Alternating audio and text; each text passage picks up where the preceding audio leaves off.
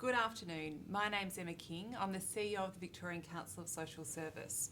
Welcome to today's joint VCOSS-DHHS COVID-19 Community Sector Forum. I'd like to begin by acknowledging the traditional owners of the land upon which we all meet today and to pay our respects to elders past, present and emerging. Today is very much about learning about the government and sector responses to COVID-19, what's working well, where there are gaps and how we can optimise how we all work together. We've collated a number of your questions in advance, which I will be asking on your behalf. And to submit extra questions as the event today is happening, please visit slido.com, that's slido.com, and use the hashtag CSDigitalForum. For those of you, if you've registered, you'll already have the information with you today, but if you haven't, please just feel free to send it through. We won't be able to answer every single question individually because of the volume of people who are joining us on the webinar today. But please, if we don't get to yours, be assured that it will inform the future work that we do together. It will be passed on to the department and will also inform future forums that we run, as well as the department's planning and response in an ongoing way. One thing I'd really like to emphasise before we kick off is the true partnership of today and our work with the Department of Health and Human Services. I would really like to thank and sincerely thank the department for the really positive and constructive manner in which they've worked with us before this pandemic, during the pandemic, and what I'm sure will be the time post-pandemic as well. We've worked together on so many levels. We've developed a fantastic working relationship, and I would like to sincerely thank everyone from the department who has worked alongside not only VCOSS but the broader community sector as well. I know we are genuinely all in this together. I'd also like to pass on the apologies of Minister Luke Dinallan, the Minister for Disability, Ageing, Carers and Child Protection. The Minister had very much hoped to be with us today and has been called away on an urgent manner. So if I can acknowledge the Minister and particularly acknowledge his desire to be with us today. We're now joined by Dr. Finn Romanis, Victoria's Deputy Public Health Commander. So, Doctor, would you like to start by giving us an update on where things stand right now and any new information that people should know? Absolutely, Emma. No problem. I might start by saying a little bit about the public health emergency that we're in. So I think there's a lot of coverage in the news and people will have a very good awareness of what's going on, but things are progressing well in Victoria. And the department's really keen on supporting the sector, so it's good to be here. Look, as people will know, there's over 1,300 confirmed cases of COVID-19 in Victoria, and 18 people are known to have died. There is still a risk. It's a small risk, but it's still ongoing, and that's why the measures are still in place. And we're seeing a small number of cases identified each day, 3 in the last 24 hours. But one of the things that we're really focused on in the next period of time up to May 11th is getting a lot of testing. We really want to look very deeply across all of Victoria, across all sorts of cohorts and settings to try and identify any cases we may have missed. So it's a really big focus of stock taking and seeing where we're at in the next 10 days or so to get on top of things. In terms of some of the science of what we know about this outbreak around the world, it continues to be the case that it's difficult to tell exactly what the case fatality is for COVID-19, perhaps 0.5% or so.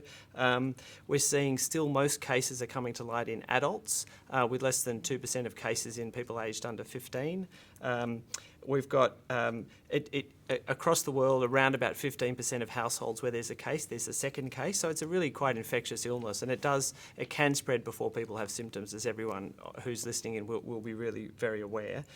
When you look across the outbreak, it's still the case that most people who end up having this infection have a combination of symptoms of fever, of cough and muscle pain. Those are still the most common symptoms, but people can have a really mild illness. So as we do this period of time over the next 10 days or so, we're really saying to everyone that even if you've got a really mild respiratory illness or an atypical illness, it's important to get tested if you're not sure. So we're really reaching out and saying, let's get everyone who's got a respiratory illness tested really thoroughly in the next 10 days or so. Unfortunately, it's still a severe illness for some people. We're seeing hospitalisation rates of about 15% in people, particularly in older people and older Victorians. So I thought I'd just say a couple of things about the main strategies that public health is following, and then throw to questions and answer some of the questions people have got. So it might be useful to hear that in the way that in public health we're working on this is that we're really we're continuing to focus on slowing cases coming into Australia. So that's the travel bans that are in place and the travel restrictions, and that's also the mandatory quarantine program that's in place for everyone who's returned from overseas. We don't have a border restriction in Victoria of people coming in, but there are significant restrictions on internal borders in Australia. Our second big focus is, as I've already highlighted a few times, finding people who've got illness with COVID-19. So finding cases, testing very readily. I think we may have done over 110,000 tests in Victoria, and we want to do a whole lot more in the next 10 days. And that's led us to dropping the case definition down, so it's very inclusive, as I said before, really anyone with a mild respiratory illness. Once we identify people who are either suspected to have or confirmed to have COVID, we're very focused on isolating people rapidly. So that's really important for the sector, that if someone has a respiratory illness, that you have a look at the plan and you take steps straight away to isolate someone and keep them separate until they can be seen, assessed and tested. We are now turning our attention very carefully on the close management of outbreaks. If we have linked cases in a setting, in an SRS, in a facility, we will be very focused on a very cautious approach to those, just to cut down on any form of spread. And then we are, as people are really very, very aware in Victoria, extremely concerned with physical distancing and all of its manifestations, keeping 1.5 metres away, density quotients, what we call density quotients, having less than one person per 4 square metres inside a room. And a lot of our focus is in that space is on activity restrictions, and then on those rules about if you can stay home, you must stay home, so staying at home. So a very big, two or three further elements you'll hear a little bit more about later around setting up healthcare to be ready for cases and increases, but particularly protecting vulnerable Victorians. So our colleagues in the sector will be very aware of the directions around care facilities. And so reducing visitation and restricting visitation is a big action that's in place now, and that's likely to stay for a while. I think our view is that protecting those who are most vulnerable is an action we will keep going for as long as we can, because we've got a long road to travel. So those are the main things. Eventually, I hope to be talking to you on the Chief Health Officer's behalf about vaccination. That isn't the case yet. There's still a way to go. No news on that front yet. But those are probably the key themes. So maybe we could throw to questions and answer. Thank you issues very that people much. have got, yeah. We'll go to a couple of key questions that people had asked probably Oh, pre we the did, yeah, forum before absolutely. we throw over to some that are coming in now. One of the questions, and I think this probably spans a bit further, I know with aged care restrictions, which I'm assuming are the ones that you were talking about primarily in terms of residential facilities before, but one of the questions someone's asked in the lead into today is around what happens if someone in my residential facility is suspected of having coronavirus? Who do we call, and what happens for other people and staff in the facility? I guess I'm thinking about broader resi care services, etc. as well. Yeah, okay. So the most important thing if someone's got a respiratory illness and they're ill and you're thinking about coronavirus is to get medical care for that person, and in order that person be isolated and then tested. So at the very start, the key action is to get a doctor involved to get that person tested. So most facilities will have a link to a particular GP or a particular medical service. That's the key action. If there's illness in a client, getting in touch with that person's worker, and if you're at a facility that has a link to DHHS, getting in touch with your normal DHHS liaison person. I mean, one of the key things that we will do is that we have a really good team of people who manage cases and outbreaks within the department, because that's a really key action. Yeah. So we will very carefully assess and advise on any actions needed for other residents or other clients. And staff and workers. And if there is an outbreak at a facility, it may well mean some form of closure or changed conditions for that place, but we'll be very careful about it, and probably it will involve specific advice about exclusion, quarantine for some people and staying at home for 14 days, who've been exposed to certainly testing in some cases. So very much tailored to the type of facility. It'll be very tailored, yeah, exactly. Thank you. We've also had lots of questions around personal protective equipment, as you can probably imagine. One of the questions we've had had in is around should we be requiring all of our workers to wear masks when they interact with the public? So we don't recommend wearing masks routinely when people in Victoria interact with the public. So we don't. The physical distancing is about keeping more than 1.5 metres away from people, and that's the key measure, along especially with hand hygiene. There are issues with the supply of PPE as well, so we aren't in a position where it would be feasible for everyone in Victoria to wear masks all the time. And I do know that in other countries, there are some countries that have taken a view that wearing of masks might be a useful thing. But we don't think that the evidence supports it in Victoria, so we're not recommending regularly wearing PPE in Victoria when you're out and about interacting with the public, including for workers in the sector. The other thing about PPE is that if you wear it when you don't need to, it can sometimes have the reverse effect. Sometimes it's better to wash your hands thoroughly and regularly with soap and water and hand hygiene than it is to think that wearing gloves around the place all the time is protective. It can have the reverse effect. So it's best to only use PPE when it's needed. And so in our sector here, in this sector, we would say that there is I would flash it up. There is a fact sheet on the use of PPE in the sector that's available on the department's website. But the shorthand summary of it is it's gown, gloves, eyewear, surgical mask, needed when you're dealing with someone who might be a case of COVID-19.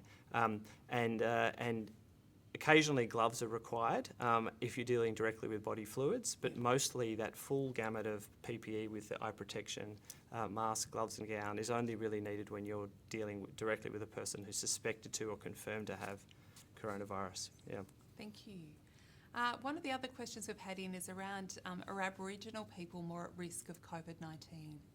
So I think the assessment is that there could be a greater risk of significant complications in people who identify as Aboriginal and Torres Strait Islander. And as a result of that, we do generally consider that if a person's aged 50 and over and is of Aboriginal or Torres Strait Islander background, that they are more vulnerable. I think fortunately we haven't seen an evidence of a particular problem in our Aboriginal and Torres Strait Islander Victorians at this point, which is great, but we definitely don't want it to happen. So that cohort is probably more vulnerable, but the key vulnerability in Victoria is people aged over 65 and older Victorians. Yeah. Thank you. And one last question, because I know that you have to leave and you've been very generous with your time today. Are rural and regional hospitals and health centres equipped to handle COVID-19? Look, there's been a lot of work to get the entire sector, the entire healthcare sector, ready and responsive. My colleague Andrea will speak later about many of these things, but yeah, there's a great amount of work's been done across the system, so that if someone's identified as needing tested, they can be tested as close to local as possible. There's a huge blitz going on, as you mentioned earlier, about testing over the next 10 weeks, and testing is very widely available across the state. So yes, I would say the system has really been geared up to try and support Victorians. Yeah. Thank you so much, Finn. Thank you very much for your time today. I'm sure we would very much appreciate the opportunity to talk further with you at additional webinars we'll have down the track. So thank you very much for today. I know that you're in very high demand and are working 7 days a week, so much appreciated. Thanks for the chance. Thank you very much for joining us today. Cheers. Thank you. If I can now introduce Andrea Spiteri, the Director of Emergency Management at the Department of Health and Human Services. Andrea is currently working from the State Control Centre and was generous enough to join us in our last webinar, which was on March the 13th. But I have to say, Andrea, it feels like it was about a year ago. Long time ago. So it's fantastic to have you here. I'll let you kick off with your response perhaps to start with, and then again we'll move to questions. So if I can hand over to you. Sure, thanks very much, and I really appreciate the opportunity to come and talk to you all today. My role as State Controller for this COVID emergency is really to maintain oversight of the overall response to the emergency at the state level, and particularly to work across government, emergency services, the health and human services sector and a lot of other sectors to understand, mitigate as far as possible and address the broader sort of risks and consequences to the emergency. Finn's mentioned that there are huge efforts that have gone into preparing the health services for the impact of COVID-19, and very fortunate we are in Victoria to have had such a small number of cases, and really good. We're maintaining really good capacity within our ICUs, within our hospitals and within our workforce at the moment, which has been really fantastic. The key priorities for me, and I guess that would be of interest to this audience, are that we are putting in a lot of effort to support people who are returning from overseas in 15 quarantine hotels at this point, which is a massive effort from a lot of people right across the state. And also we have options for those that need to accommodate to isolate safely for other reasons as well. So a lot of effort going in, Hotel for Heroes and some accommodation that's available for some of those that are more vulnerable as well.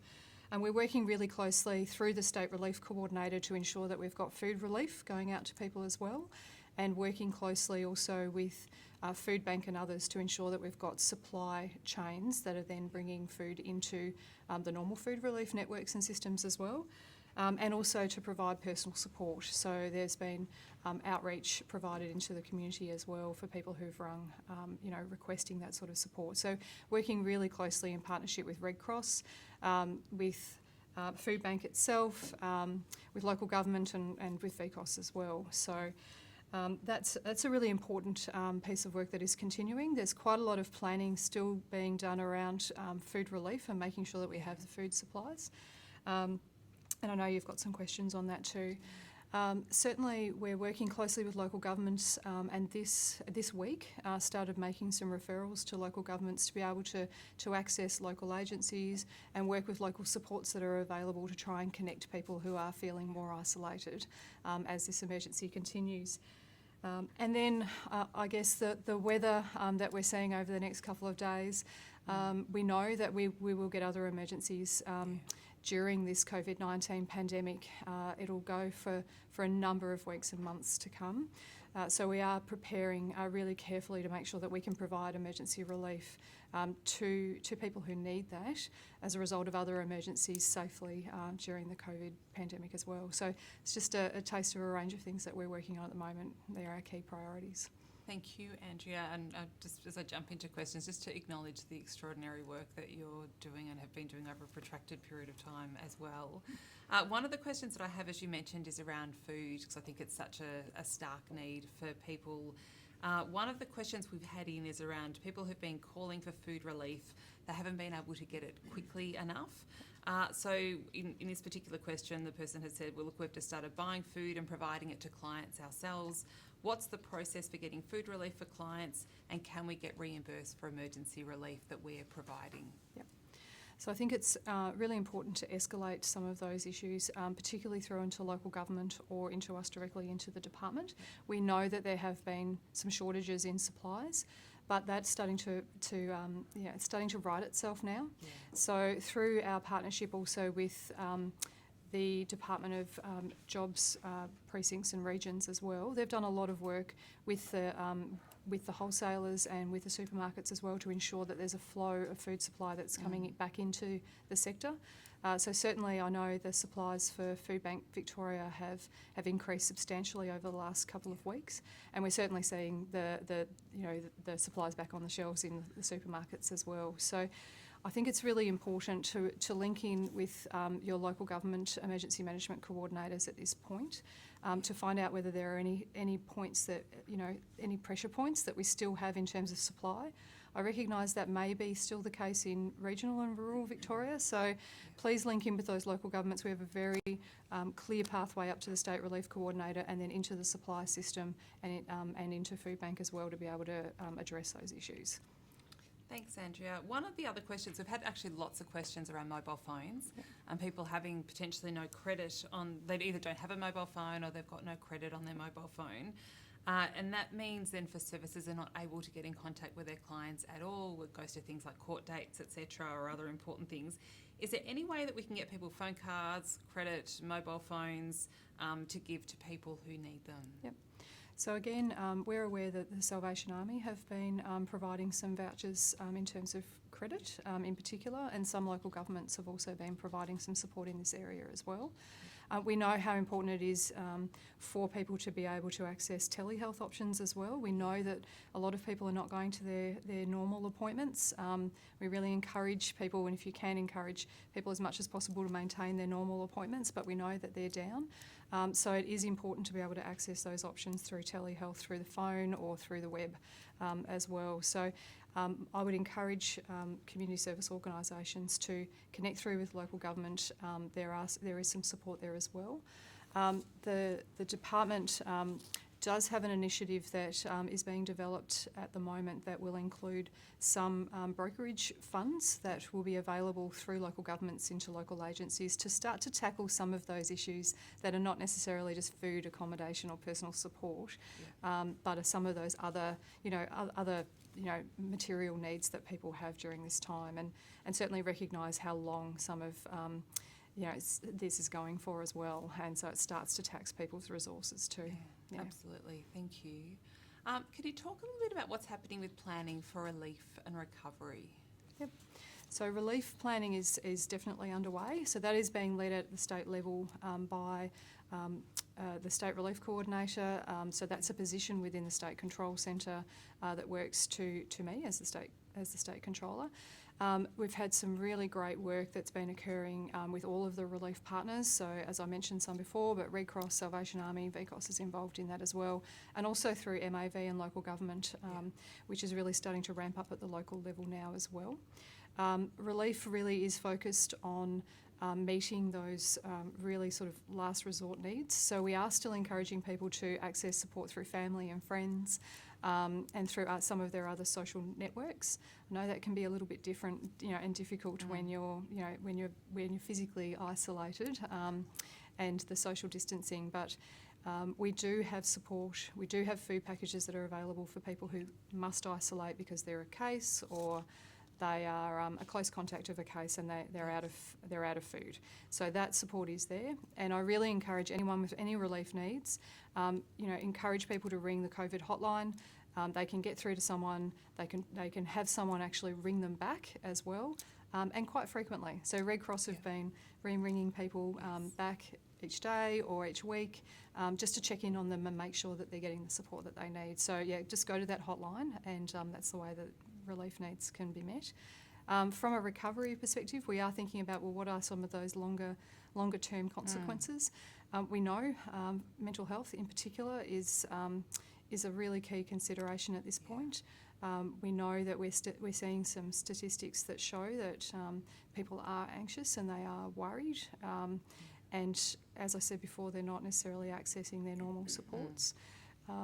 And it's going to be a long road in terms of recovery, particularly economic recovery, as well as some of our social environments that we're going to have to bring back online as we can, as Finn mentioned before, as the restrictions are lifted and we get back to some sort of normality. So it's really top of mind for the Victorian Government at the moment in terms of thinking about some of those longer term consequences and how we plan for recovery. But it's a very different event to plan for as well. Yes. In terms of recovery. So we'll be working right across all of the different environments and organisations to plan for recovery.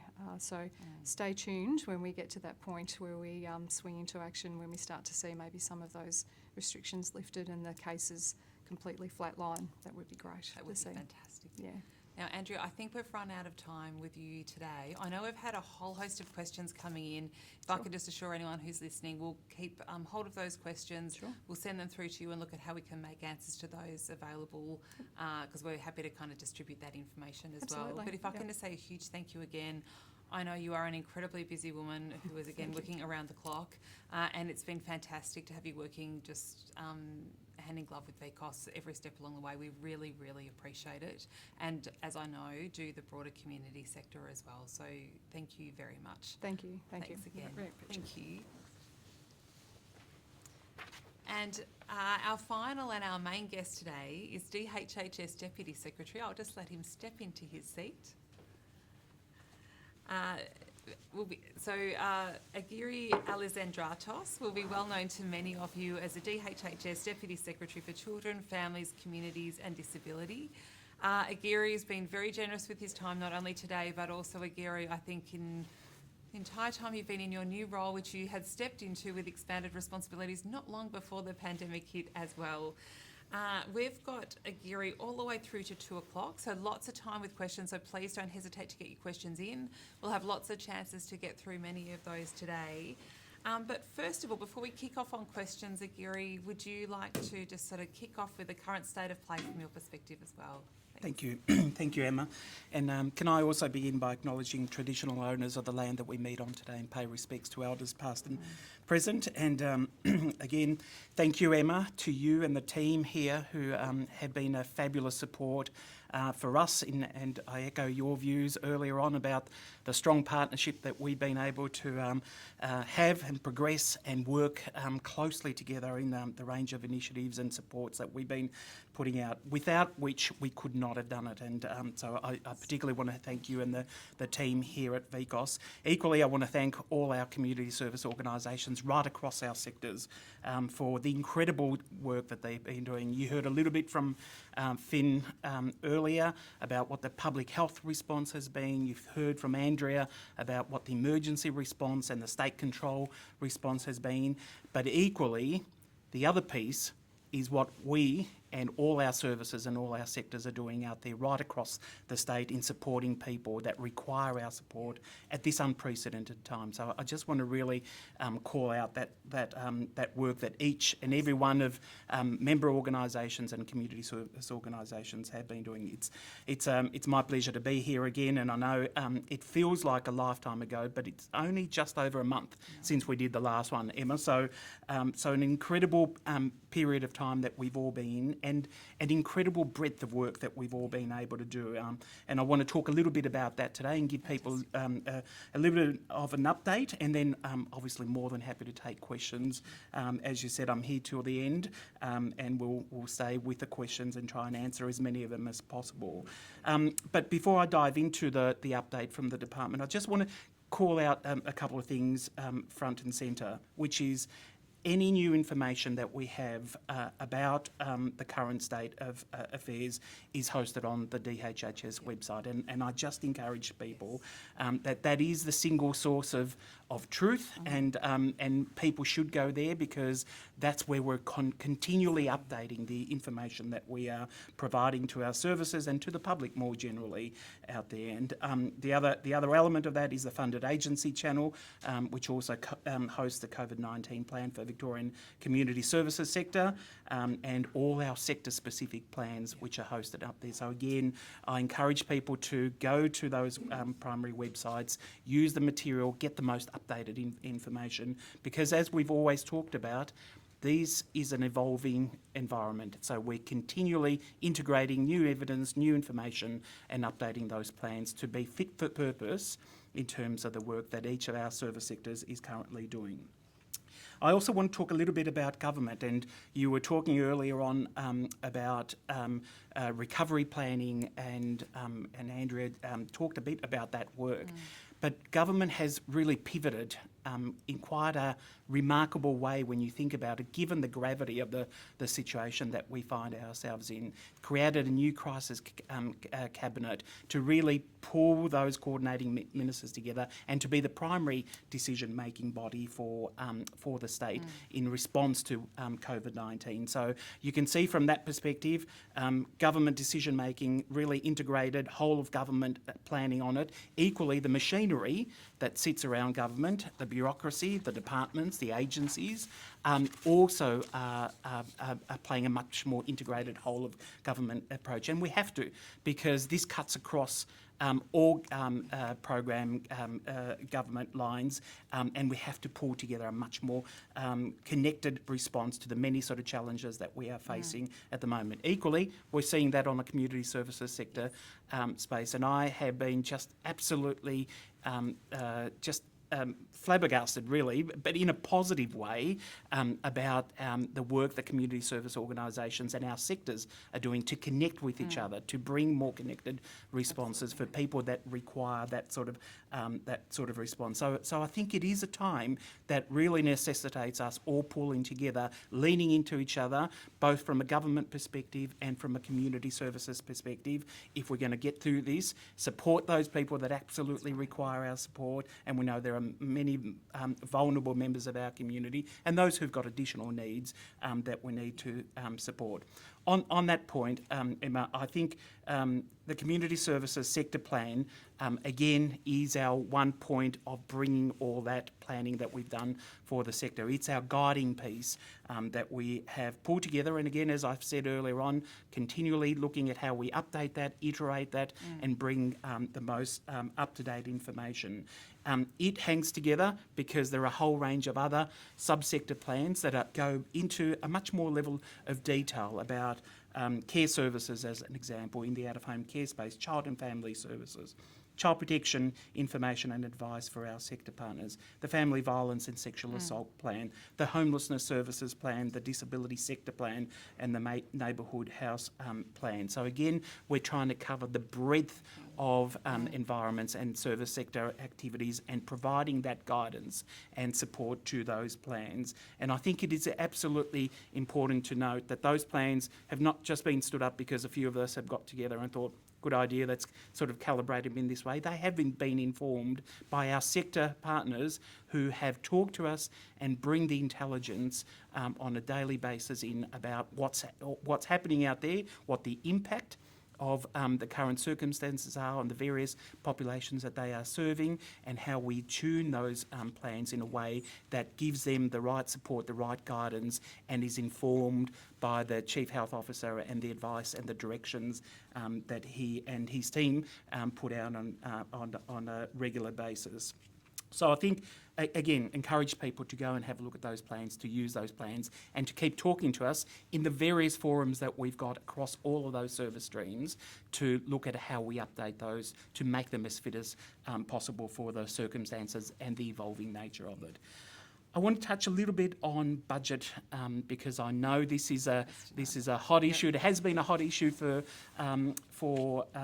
many of our partner organisations, and many of you have asked this question about what's happening with budget. You know, we made a decision. Government's made a decision to shift budget to later in the year, and we also note that there is a number of lapsing initiatives that are hanging in there, waiting for advice around what will occur in that space. So some of you will know that last week Parliament passed a 6-month appropriation bill that provides authority for government spending in the interim period between June and the time that budget is handed down later in the year, around about October or so.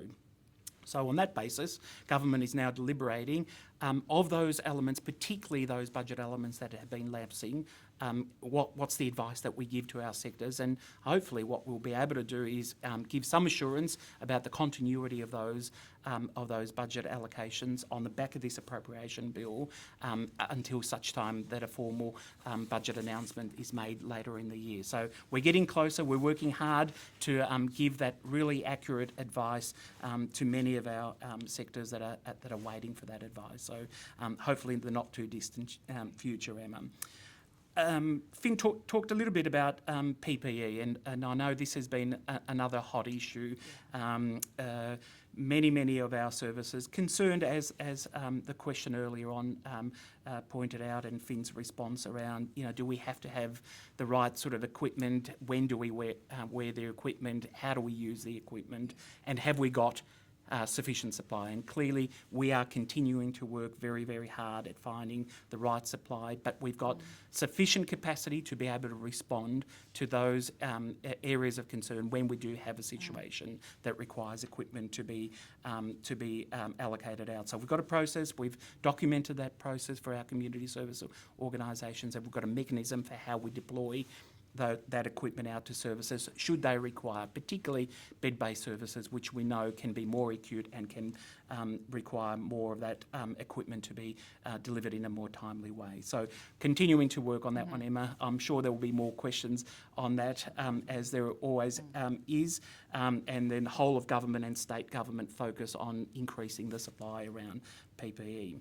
I want to run through a couple of slides, and people will see them up on the screen, just about some announcements that government has made in recent weeks responding to particular areas of need, and we'll go through them quickly. By no stretch of the imagination is this all of them, and there will be more, no doubt, to come as government continues to focus on areas of need.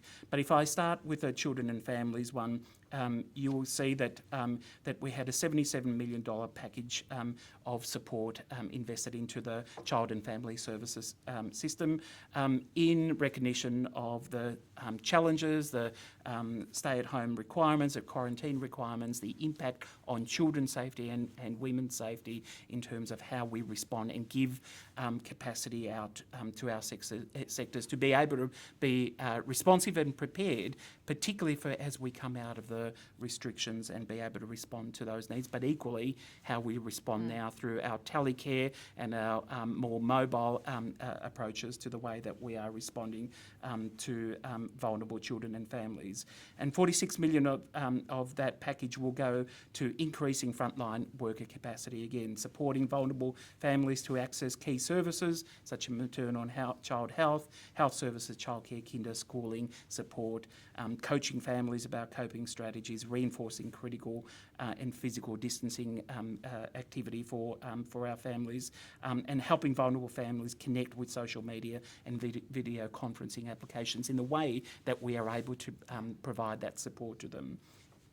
There's some support for foster care and kinship care families with a one-off $600 payment, and there's more than $15 million of support for our residential care providers to really respond their teams and our care services to proactively manage the needs of children and young people across our system.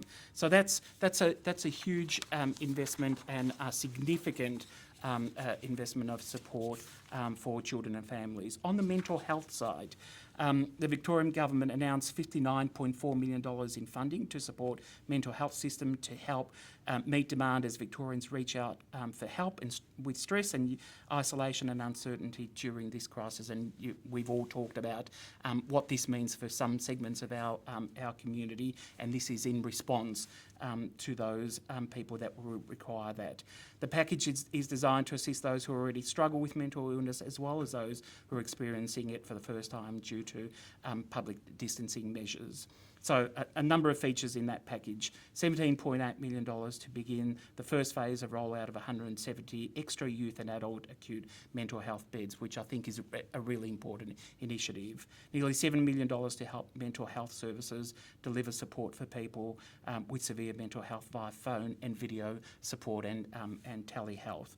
$6.7 million to expand online and phone counselling services through Beyond Blue, Lifeline, Kids Helpline and Suicide Line Victoria. So huge amount of support for people that can use those telephone help services. Phones for and extra data for vulnerable and high-risk clients, and we touched on that as a previous question that was asked of Andrea. So there's been an allocation of some of that support to. And it might be good. This is probably a good point to jump in on that, Argiri. Are you able to go to the details? That's a question we've had time and time again. How many phones have been made available and for what particular cohorts? Are you able to touch on that? Yeah, so if I think, Emma, about the housing and homelessness space, I know that a huge allocation of phones with data capacity have been made available to that sector and that group of people, clearly as a way of being able to stay in touch, to communicate, to reach in to them and to monitor them and support them. So I haven't got the numbers in front of me, but I know that the teams would say that there's been a significant allocation of phones across to individual members of our community that don't have that level of support and require a way for how we connect and enable them to be supported. So I'm happy to take that offline and be able to bring that in as a more quantifiable element, if you like. I might move quickly to family violence, and again, the Victorian Government recognises the challenges for women, and particularly in the current restrictions that we're having, and in light of that, $20.2 million has been allocated to help Victorian Family Violence Services to meet that expected increase in demand during the coronavirus pandemic. $20 million in short-term accommodation for family violence victim survivors who do not feel safe isolating or recovering from coronavirus within their home environment. So an ability to safely be able to provide that sort of support. $3 million over the next 2 years for 12 women's health services across the state to continue their work in prevention of family violence, a fundamental plank that the government and this government has been working and strongly supporting our family violence prevention services. So this is a huge investment of support that we continue to put in the family violence system. Equally on isolation and recovery facilities for housing and homelessness, the government has invested $8.8 million over the next 6 months for the establishment of 4 COVID-19 isolation and recovery facilities across inner Melbourne.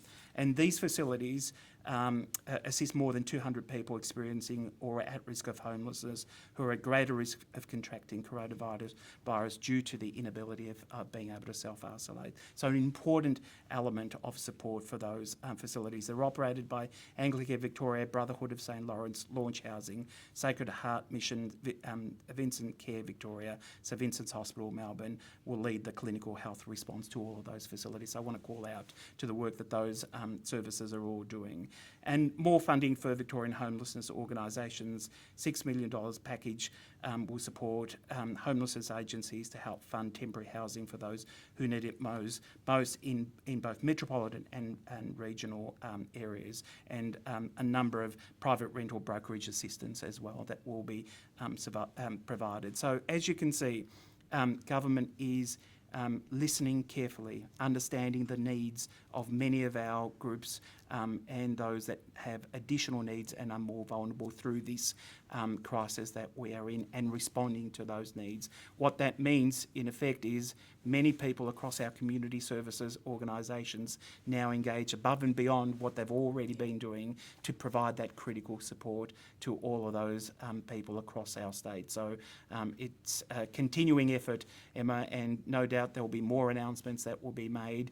And your advocacy, our sector's advocacy about bringing the voice of those people to government and to the department is absolutely critical for how we get the right responses and the right attention to those people.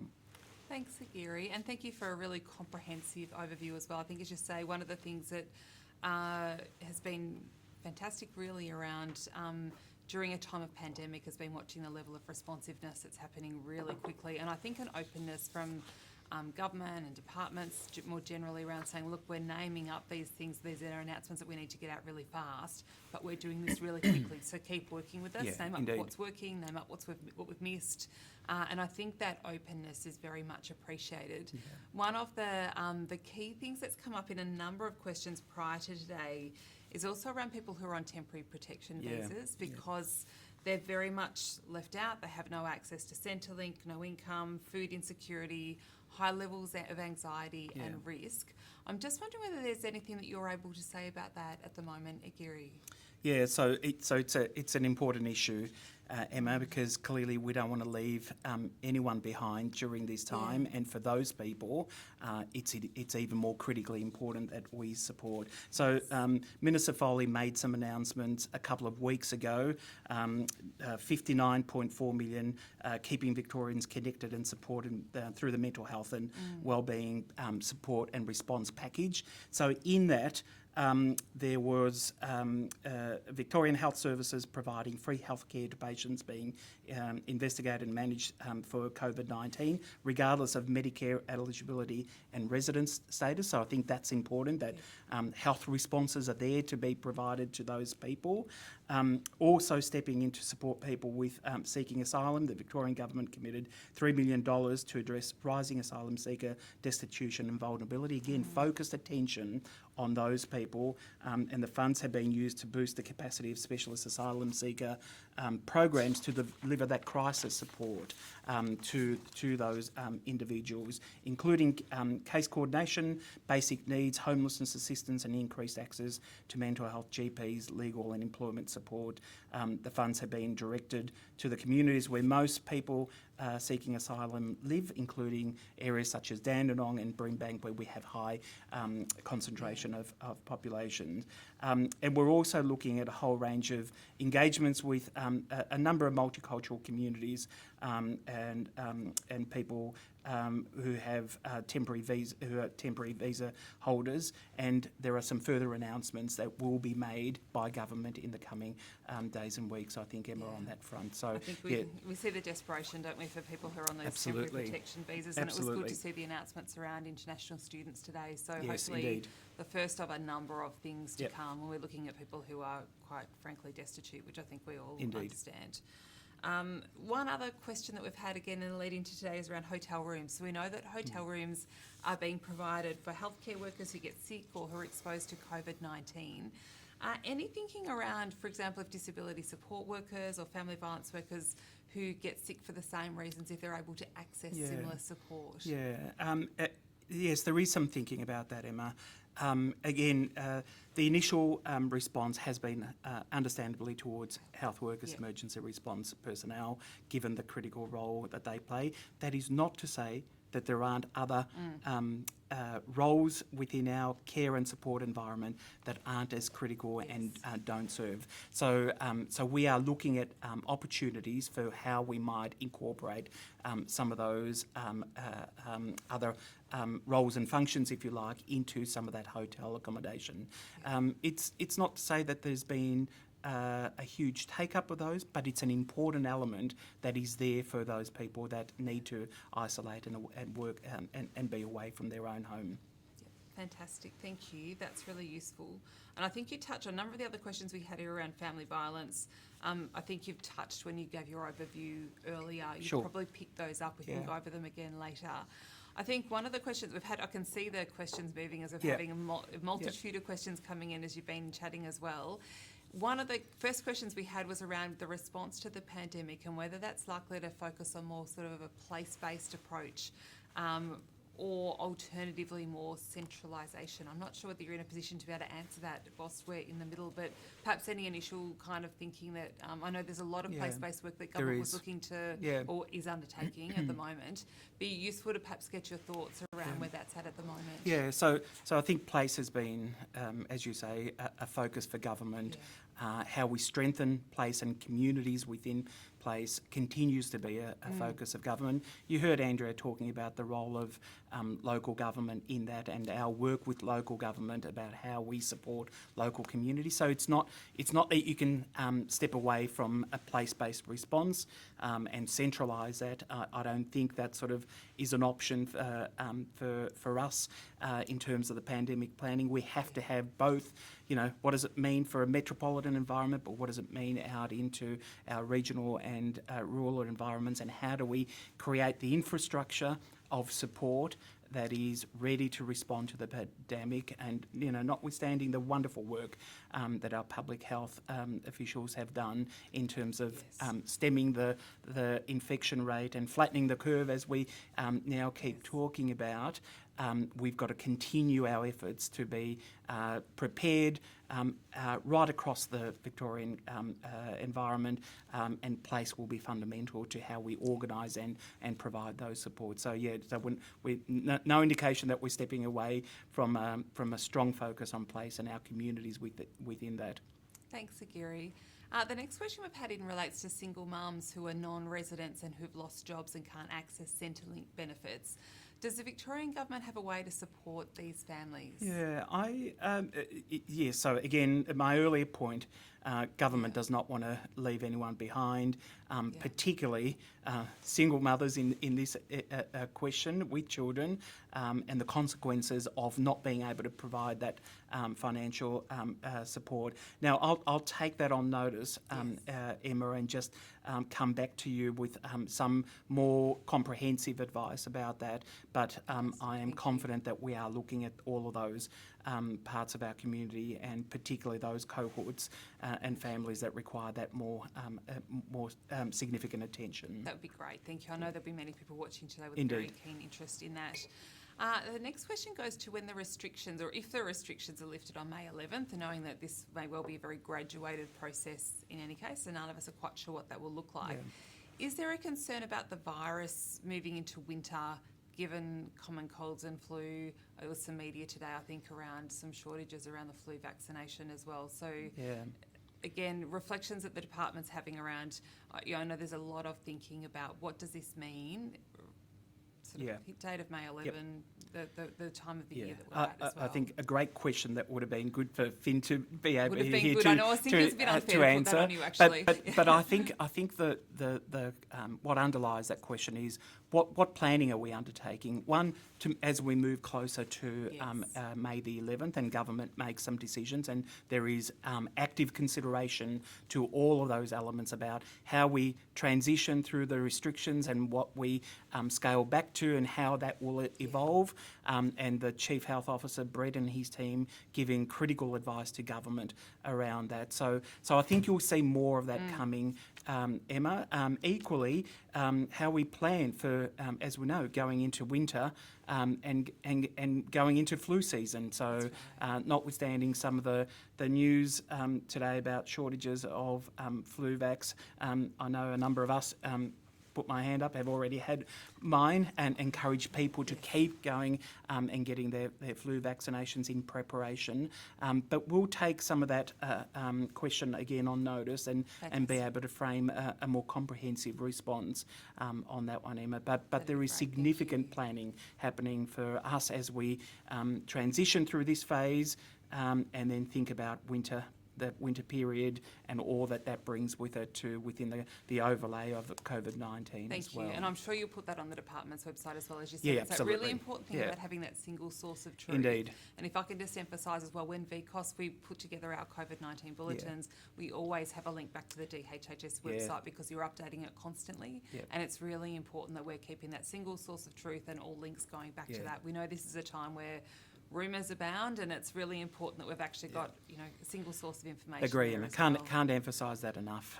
That's right. Keep going back to that single source of truth, cross-reference, as you're doing. So thanks for that reminder. Thank you. Next question goes to Aboriginal individuals, communities and ACOs being specifically considered in relation to changes in planning and also in relation to service delivery. Yeah, absolutely. So quite a bit of work happening with our Aboriginal community-controlled organisations and our health organisations, as you can imagine. A centralised task force that takes a stronger focus on Aboriginal communities and the planning that we're doing across government in relation to Aboriginal communities, and that brings a lot of discussion and a lot of engagement with our Aboriginal community-controlled organisations. One, to identify the issues that are really impacting on those communities. Two, to find solutions to those issues, and collectively bringing the effort of our Aboriginal communities, our services and government to work hand in glove to really calibrate those sort of responses and actions for our Aboriginal communities. So again, whilst that task force looks at the whole sector, there are also sector-specific work that happens that deeply dives into each of our area operations, be it housing, homelessness, disability, or children and family violence. And again, that's where we sort of really draw on the intelligence and the voice of community to really target those supports in a way that's going to be culturally appropriate, safe, and effective. And you've seen some of the public communication, using the voice of Aboriginal people to really tailor the messaging. All of that is a product of that sort of integrated, connected work that we are doing and will continue to do to put a strong focus, as we always do, in advancing Aboriginal self-determination, even in the points or periods of crisis that we're in at the moment, even more so in some ways. More so, it's so important, isn't it?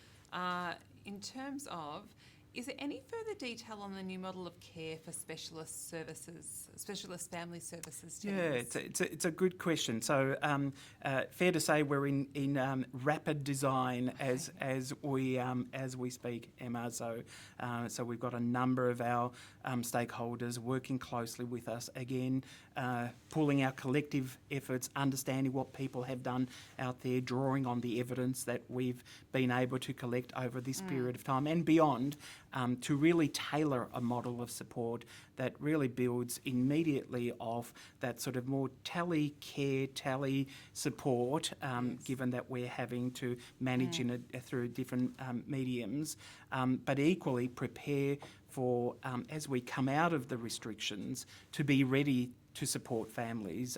So yeah, it's focused on here and now for how we respond and how we provide that active support to families through the period of restrictions, but equally anticipating that as we come out of restrictions, we're going to have to restore support systems in a rapid way and hold those families as best we can.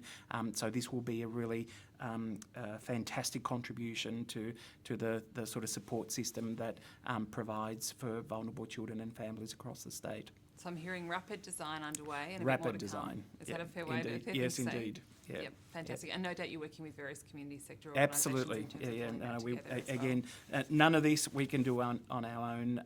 It is the partnership between government and our community services sectors is critical to getting the right response for the people that we serve. So I can't understate that, Emma. Yep, thank you. And in terms of, given the breadth of the portfolio that you have as well, Argiri, one of the things that would be great to touch on is about supports for people with disabilities. So for many people who've got one-on-one support, they're having a number of their programs cancelled at the moment. So whether it's one-on-one support and respite services, just as an example, they're being cancelled. Yes. Can you talk a bit about that, perhaps what's in place at the moment and what you're thinking in terms of as we move into the next stage, because these are really important supports that are there for people and are just so critical. Absolutely, and it's fair to say that we've been engaging with many advocacy groups for people with a disability and hearing those very issues and working closely to really design and the plans that really are able to support them, particularly through this period of time, and working with the NDIS and the NDIA, the National Disability Insurance Agency, because as we all know, we're in a transition phase where a lot of the support now, the vast support does come from a Commonwealth scheme that is there to plan and support people. So there have been significant conversations so that we get an aligned approach to the way that we support people with disability across our state, and that means working with the services, but also working with people directly and their advocates. And I had a meeting just earlier today with a number of those critical advocates that bring that voice, that strong voice about how we are engaging with people, how we understand the circumstances, and how we are tailoring responses. Now, again, we're not going to be able to solve all those issues because given the current restrictions, Emma, our services, there is only so far that they can go in how we deliver, but we are looking at different modes of delivery of some of that support and continually looking at opportunities for how we strengthen that. And I know the services are looking at creative solutions to be able to provide that support to families in particular. Thank you. Now, if we move to carers in particular and looking at if you could talk a bit about what's being done to support carers, particularly those who are struggling with financial pressures as a consequence of coronavirus as well. Yeah. So I mentioned earlier for one set of carers, and this is carers of children in the statutory child protection system, there's a package that's been announced where $600, a one-off in recognition, a one-off payment in recognition of the additional costs and impacts of COVID-19 on those families for how they're caring for those young people. I think that's a critical bit of support that government is providing to those carers, including a whole range of other brokerage support that will target additional needs that are more unique to particular families, where we have to be in there and be able to provide additional support. And there are brokerage amounts across a number of our carer cohorts that we are leaning into to provide that sort of support for people that are requiring that financial assistance. It needs to align with the Commonwealth assistance that has been announced as well, and notwithstanding that sometimes there's not the total alignment, we're looking at how we can fill the gaps where there is a gap, and I guess that's what we've been able to do with the children and families environment. What about, because I think you're right around, we're seeing examples of where the systems don't fully align. Where, though, in the broader context of carers, so beyond those who are in the care situations that you've just spoken about, for carers more generally who are taking care of unwell family members or others, what or generally care for someone else, and that's their kind of key responsibility at the moment. What sort of I'm channeling Carers Victoria here as well, who I know would be really keenly interested in this question. What sort of support is available for them? So again, that package that Minister Foley announced earlier on that I talked about goes to how we activate that support through neighbourhood houses and other community-based organisations where we know that there are carers that are looking after either family members that are ill, family members that have a disability, ageing, and trying to get that more coordinated support to them, be through food relief or additional support through tele support. Now, again, I don't have all the details with me today, Emma, about the financial assistance across all of those carer cohorts, but if we think about the sort of a couple of more obvious ones, we've talked a little bit about children and families, disability through the NDIA planning is where the source of support comes for those carers that are looking after people with a disability, through the aged care system, again Commonwealth funded for those people that are looking after older parents, and then there's a whole range of other initiatives that government is considering and working with the Commonwealth as well. Okay, thank you. Bushfire affected communities, as we know, they are doing it doubly hard in terms of, it feels like years ago now, really, when it was just the beginning of the year or early this year when we were seeing the significant impact on bushfire communities and the devastating impact across our country. Can you talk more about what the Victorian Government in particular is doing to support those communities?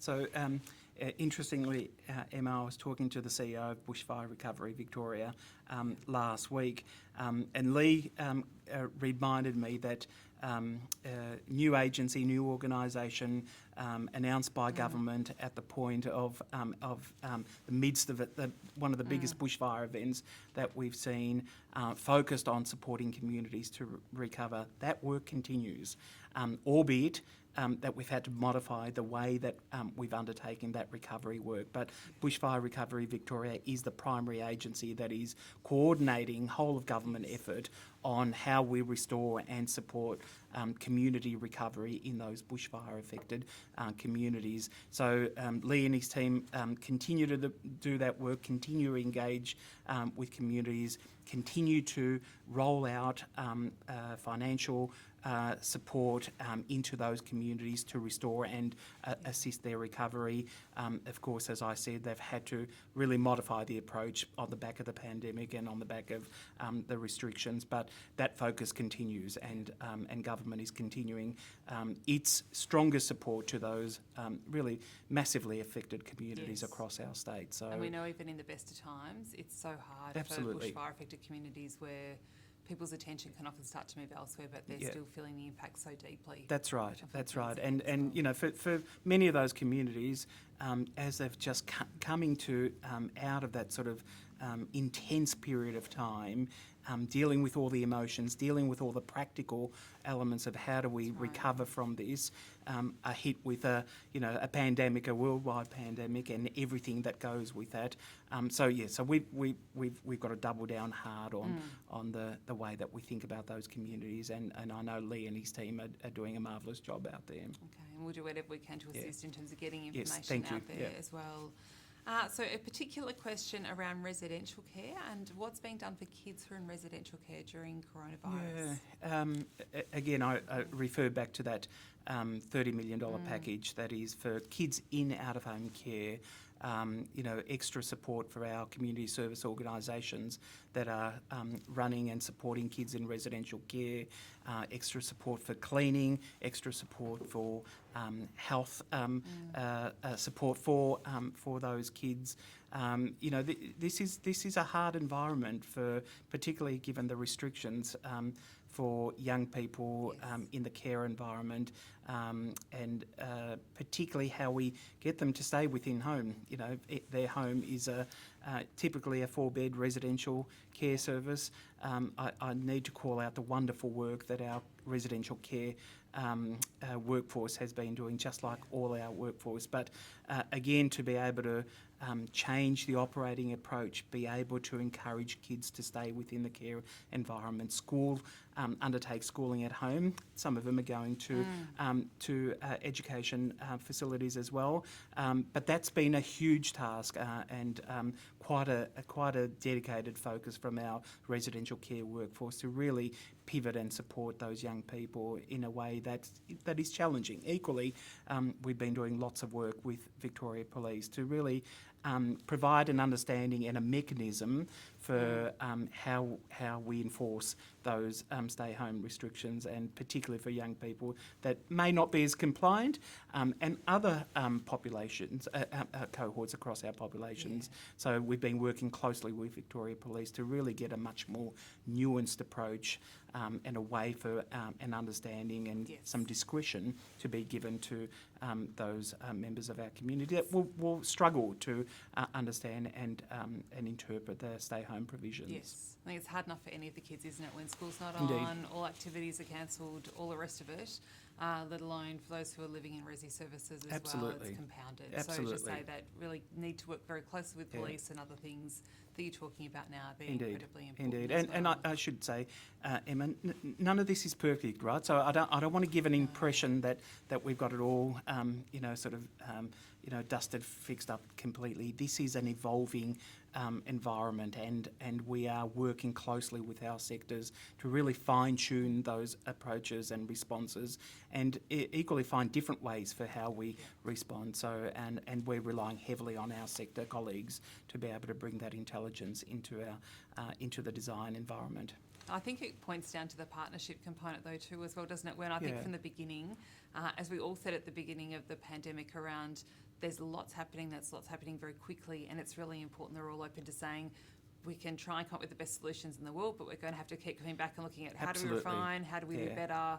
And I think that's shown throughout the time. I do look back at March 13th and think it feels like it was a very, very long time ago, and look at the speed at which so much has happened since that time as well. And our ability to adapt really, really quickly, Emma. Like, the whole sort of sector, its ability to really think about what we're confronted with here and now, and really adapt the models of intervention, the models of support, the way we deliver those supports, and continue those critical services to be delivered to people that really rely on them heavily. We have had one question around what's the significance of May the 13th in terms of announcements re-restrictions. We can probably both talk to that a little bit, which is around the Premier mentioned that, the Premier has directed a state of emergency until May the 11th. Correct. The Premier is out speaking every single day around the fact that government is constantly looking at the evidence, which is why we're about to see 100,000 tests undertaken over this next fortnight.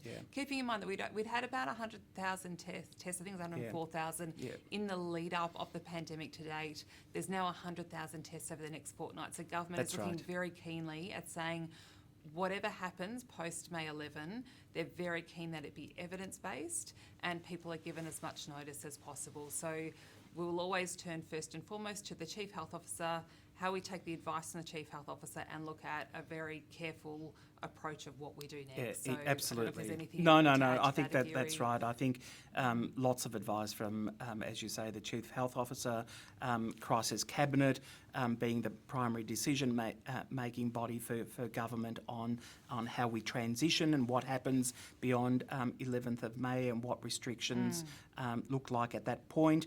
Of course, National Cabinet playing a role in that, so that Commonwealth state level of engagement and deliberation on how we get those measures tuned to our environment within the state, and importantly, that will be evidence on the back of the wonderful work that Brett and his team have been doing. Yes, pretty phenomenal. 100,000 tests in a couple of Yeah, weeks. huge. I think But an important. fantastic Yep. in terms of saying, well, we don't want this to be guesswork, and as much as is possible, we want Yeah. it to be evidence informed. Yeah. Because when it comes down to it, it's our lives. Absolutely. So let's be really clear about saying let's get as much evidence in as we can, and then government is Yeah. best placed to look at, and Chief Health Officer best placed to give advice to government around saying, well, what restrictions can be relaxed. But I think at the moment we always feel people are looking for answers that Yeah. it's not quite possible to provide them yet. Yeah, And and people are moving that's at right. different Yeah, stages depending that's on right. what their individual state No, circumstances and you are. can understand community. They're seeing the flattening of the curve. They think, okay, well, I want to get out. we've done it now. Let's get on with it. But it's not as easy It's as not that, as is easy it? as- no. And you know, Brett rightly says we are still in a precarious space. And as you mentioned earlier, we're about to go into flu season, winter. You know, That's there, right. there are a number of other factors that need to be considered in the decision making for what happens post May 11th. Yeah, very much so. Our next question comes down to commentary around children and babies who are sometimes invisible in a pandemic world, which I think can be very much the case. And the impact we'll see as we come out of this will be marked. What initiatives are we ready to respond after the pandemic? So I know you've spoken about this probably more around kids who are in resi care, etc. as well, but just thinking about, I guess, from children and babies' point of view, health, social outcomes, those sorts of things. Yeah, so I think that's our focus, particularly for the more vulnerable parts of our community. That package of support really anticipates a surge, if you like, of support need for those families as we come out of restrictions and as we re-engage that support network around them, as we reconnect them to maternal child health services, as we re-engage back into education. Some of those families will require additional support. Yes. And that package and that design work that we're doing is very much focused on those families, Emma, and trying to get prepared for how we respond to the needs as we come. It's a really good question because that is front and centre of our minds about preparation and anticipation of what we will need to deal with and how we have the right mechanisms and the right sets of intervention and support that we can mobilise quickly. Yeah, very much so. So in terms of, sorry, I'm just watching this question That's unfold okay. in front of my I should have been very talking a little bit eyes. longer. No, that's all right. Sorry, so team. we're all learning a lot of lessons. How will the department work with us to plan for I guess, for pandemics in the future as well? Yeah, look, I think that's, one of the things that from a whole of government perspective we want to do is really capture some of those learnings. Understanding what we've adapted to, what elements of service continuity we've been able to put in place, what plans have worked well for us, what haven't worked so well for us, and that there is a body of work now really across government to really pull those into a learnings piece, an evaluation piece, an understanding about how we prepare ourselves for other significant events such as this. Hopefully we don't have to do this too often, Emma, but there is always significant learning to come out of these sorts of events, and we need to seize on that learning and really understand what it means for how we calibrate future responses. And there is dedicated focus at the moment from that coordinating mechanism that I referred to earlier on across government to really pull that theme up and prepare us for future events as we come out of this one. Yeah, very much so. And I know in terms of the emergency management side of the work, the ongoing work of government, which we've been fortunate enough to work alongside, and I'm channeling Bridget, who's busy putting the questions into our monitor Yep. here, who works at VCOSS in terms of doing the emergency management work and is working really closely in this space. I know the state government is always finely attuned to that, preparing for, during and after Absolutely. emergencies. Yep. And we have never had a Yeah. time, I think, quite like now. So No. we've always seen bushfires and floods and heat waves. Yep. And the sorts of things we might expect to see more in the context of Victoria and Australia. But it's really interesting because I think as an island state, as an island, Australia's often been able to, you know, perhaps be a little less impacted by some of the other disasters Yeah, we've seen indeed. unfold overseas Yeah. for a range of different reasons. And some of the lessons that come out of this Yeah. pandemic are going to be really interesting. I think if I can, I'll start to wrap up in part by, so there's a few people I want to thank. So Argiri, I would particularly like to thank you and your team, because we've been working side by side through this whole pandemic, I think in the very early days through to now. I know we'll continue to do so. And I do think this is a time where often you see the very best in people and we just get on with it. We're continually looking at how we work, how we continue to work better together, how we listen to all of our member organisations and the broader community. So for anyone who hasn't had their answers or their questions answered today through Slido, please keep them coming in. We will do our level best to make sure that we can feed that information back in. As you say, with lots of questions being thrown Yeah. at you today, we won't have all of the answers on hand at the time. We can follow them up, we can look into them. If I can say a huge thank you to your team, a huge thank you to the VCOSS team for their ongoing work, as well as bringing today together and making it possible. Yeah. I want to say a huge thank you to all of the member organisations or community sector organisations, as you pointed to as well, Argiri, who are doing work on the front line and are doing their absolute best to make life as good as it possibly can be for Yeah, people indeed. during what are incredibly challenging and difficult times. All those workers that we know that are out there moving heaven and earth to try and do the very best thing for the community with which they're here to serve. Yeah, So yeah. a heartfelt thank you. We know that questions continue to emerge. They'll continue to emerge as we lead into May 11th and post May 11th as well. We commit to doing more of these webinars where we're all in our socially distant world and looking at how we continue to share information. There'll continue to be information on site on the VCOSS website, on the DHHS website, and we'll keep that up to date and make sure we keep information coming as soon as it's available. It is changing every single day. Yep. We're seeing announcements at a state and a federal level every single day.